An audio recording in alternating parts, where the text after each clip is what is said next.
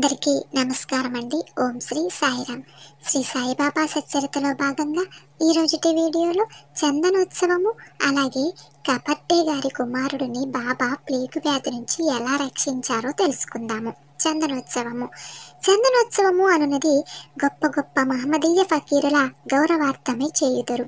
వెడల్పాటి పల్లెములో చందమును ముద్దగా ఉంచి దానిని తలపై పెట్టుకొని సాంబ్రాణి ధూపములతోనూ బాజా భజంత్రీలతోనూ ఊరేగించి మసీదుకు వచ్చి నింబార్మునందును మసీదు గోడలపైనను ఆ చందనమును చేతులతో అద్దెదరు.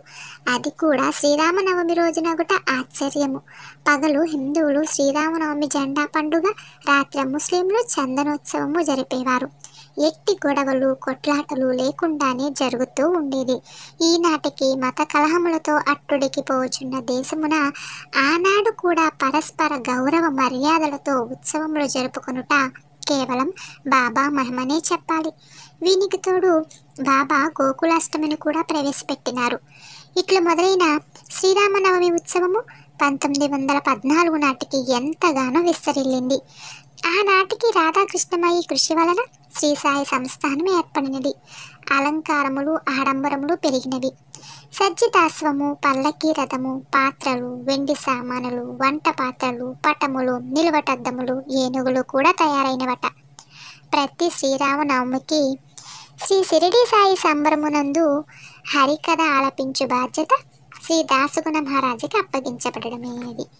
500 మంది యాత్రికులు వచ్చి పాల్గొనటంతో ఆరంభమైన ఈ జాతర 7500 మంది భక్తులు పాల్గొనే వరకు పెరిగినది.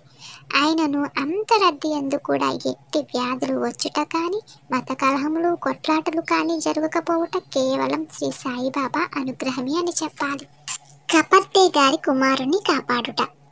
శ్రీ బాబా తరచూ నేనుండగా నా భక్తులు బాధపడనేలా అంటూ ఉండేవారు. ఒకసారి కపర్టే గారి కుమారునకు అనారోగ్యము చేసినది. వైద్యులు పరీక్షించి అది ప్లేగు వ్యాధిగా నిర్ణయించినారు. దానితో కపర్టే గారి శ్రీమతి చాలా కంగారు పడినది.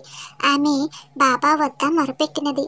తాను కుమారుడిని వ్యాధి నుంచి తొలగించమని ప్రార్థించినది. బాబా ఆమెను ఓదార్చినారు. ప్రస్తుతము ఆకాశము మబ్బు వేసియున్నది, త్వరలోనే గాలి వీచి మబ్బులు చెదిరిపోవును అని చెప్పుచూ తన కఫినీని పైకెత్తి చూపగా బాబా శరీరముపై 2-3 పెద్ద పెద్ద ప్లేగు పొక్కులు కనిపించినవి. అందరూ ఆశ్చర్యపోయినారు. అప్పుడు శ్రీ సాయిబాబా, చూచితిరా, నా భక్తుల బాధలను నేనెట్లా భరించుచున్నాను, ఇంకను ఎంతటి బాధనైనను సహించదను, కానీ నా భక్తులకు మాత్రము కష్టము కలుగనివ్వను సుమా అని చెప్పినారు. ఓం శ్రీ సాయిరామ్.